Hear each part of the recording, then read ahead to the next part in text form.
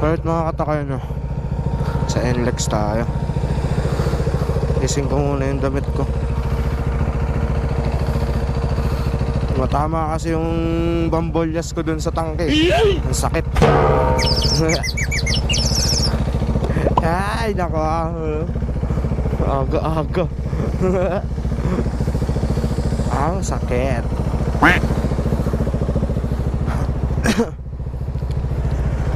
Alright, go na tayo mga katakay. Nandito ako sa NLEX.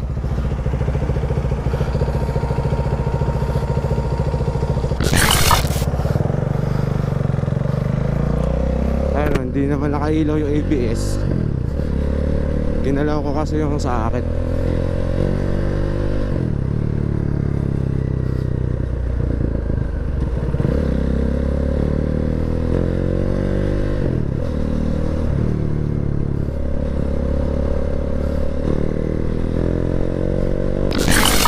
Good morning at sana marinig nyo ako mga katok at mahangin.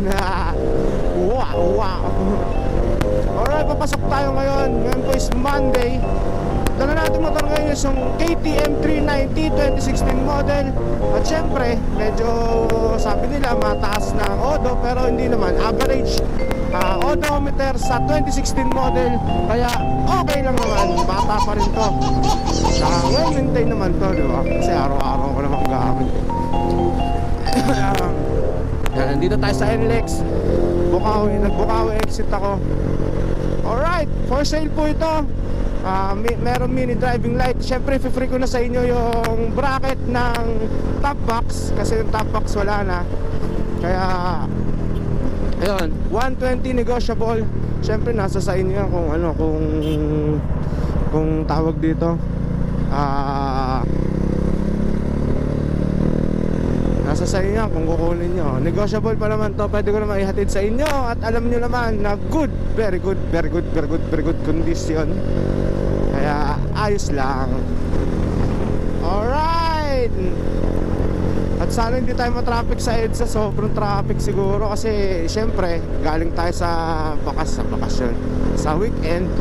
Kaya ayun, medyo maraming sasakyan na, no. Dapat magma-MacArthur ako kasi syempre budget me. Pero wala, ganun talaga.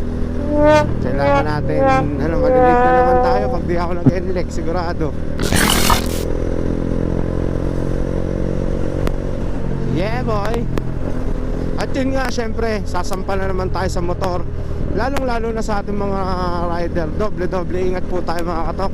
Suotin nyo yung mga riding gears nyo, lalo na helmet. Napaka-importante po niyan sa lahat. Yun nga, syempre bawat sampa, bawat paglalakbay o bawat sa pupuntahan, syempre wag nyo kalilimutan na humingi ng guidance kay Lord. Syempre yan yung pinaka siya yung pinaka safety gear nyo, di ba? Sa araw-araw na paglalakbay nyo, sa araw-araw na biyahe, papunta ng opisina, pauwi ng opisina, sa pagra-ride nyo. Kaya kailangan hingi tayo ng sa kanyang guidance, di ba? Kaya magpasalamat tayo, humingi tayo ng sorry, humingi tayo ng awa para syempre pakinggan niya tayo. Actually lagi naman niya tayo pinapakinggan, di ba? Tutusin nga, dapat kayo or tayo na dapat natin sa kanya, siya yung nasa sa kanya, kumbaga yung faith natin sa kanya kasi siya yung humahawak ng buhay natin, di ba? Kumbaga ginaguide niya tayo. Hindi naman kasi siya magbibigay ng isang challenge na hindi nyo kayang solusyonan, hindi nyo kayang i-handle, di ba? Kaya ayun, nasa sa kanya, ibigay nyo yung buhay nyo sa kanya. Syempre kayo lang naman yung gagawa niyan kung ano yung pinaka mabuti or best. Siya ang nakakaalam niyan. Kaya yun, Lord, magpasalamat tayo kay Lord para syempre hindi kayo pabayaan, di ba? Kahit kailan naman hindi tayo pinabayaan ni Lord.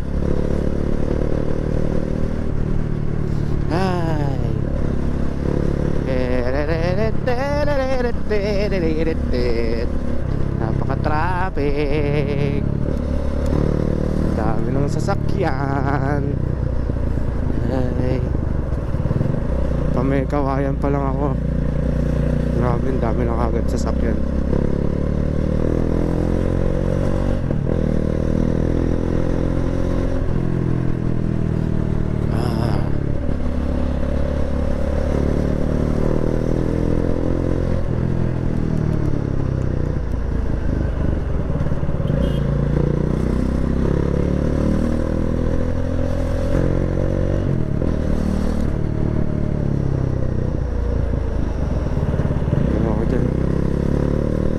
Traffic na kasi nagkaroon na ng zipper lane, no?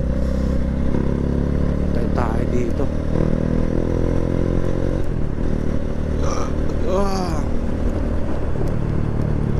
La la la la la la la.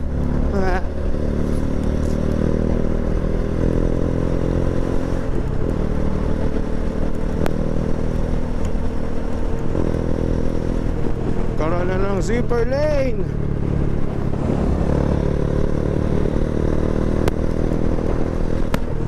Pero yung traffic niya is movable. Movable. Unmoving. English yun, English. English to, English. Ay, nako.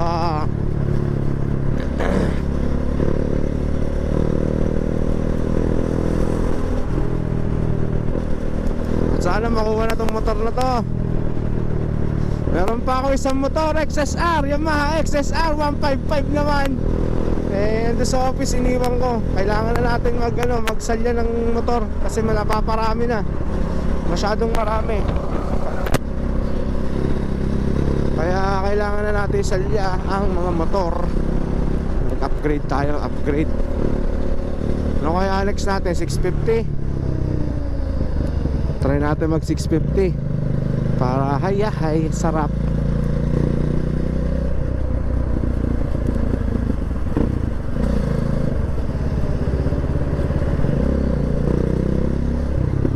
Ay.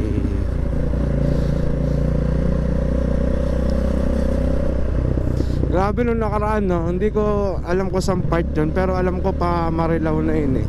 Yung, ayan, check nyo na lang yung video. Kaso hindi ko alam kung nahagip yung Alfonso eh. Yung isang bus, no? Baka outing yun. Isang bus eh.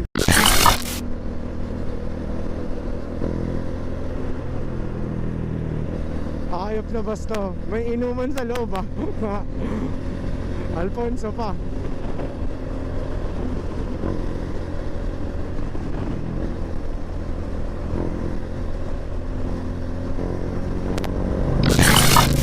Highway Patrol.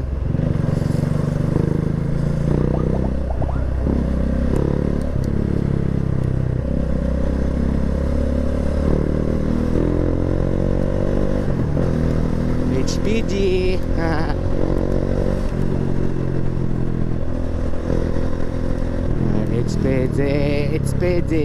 HPG.